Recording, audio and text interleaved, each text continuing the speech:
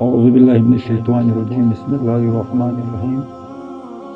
حضرت عمر رضی اللہ عنہ کے عدل و انصاف، حصہ نمبر 14۔ حضرت عطا رحمۃ اللہ کہتے ہیں کہ حضرت عمر رضی اللہ عنہ اپنے گورنروں کو حکم دیا کرتے تھے کہ وہ حج کے موقع پر ان کے پاس آیا کرے۔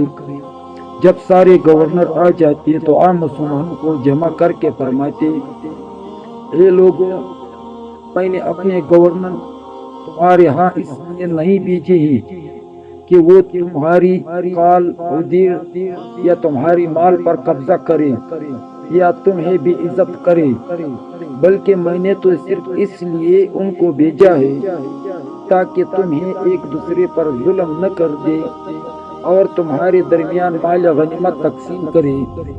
لہذا جس کے پاس اس کے خلاف کیا گیا ہو وہ کھڑا ہو جاوے اور اپنی بات بتائے۔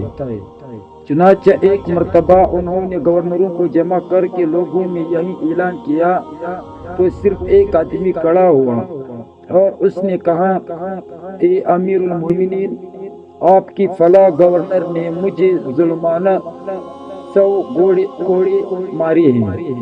حضرت عمر رضی اللہ عنہ نے اس گورنر سے کہا: تم نے اسے کیوں مارا؟ اور اس آدمی سے کہا: اور اس گورنر سے بدلہ لے لے۔ اس پر حضرت عمر بن عاص رضی اللہ عنہ نے کھڑے ہو کر کہا: اگر آپ نے اس طرح گورنروں سے بدلہ دلانا شروع کر دیا تو پھر آپ کے پاس بہت زیادہ شکایات آنے لگ جائیں گی اور یہ گورنروں سے بدلہ لینا ایسا دستور بن جائے گا کہ جو بھی آپ کے بعد آئے گا اسے یہ اختیار کرنا پڑے گا۔ حالانکہ اپنے گورنروں سے بدلہ دلوانا ہر امیر کے بس میں نہیں ہے۔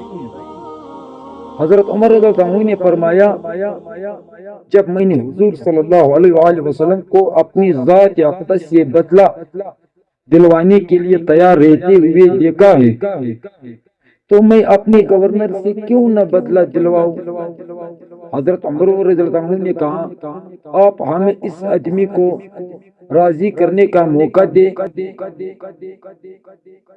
حضرت عمر رضی اللہ عنہ نے کہا: اچھا چلو تم اسے راضی کر لو۔ چنانچہ اس گورنر نے ہر کوڑے کی بدلے 2 دینار کی حساب سے 200 دینار اس آدمی کو بدلے میں دے دیے۔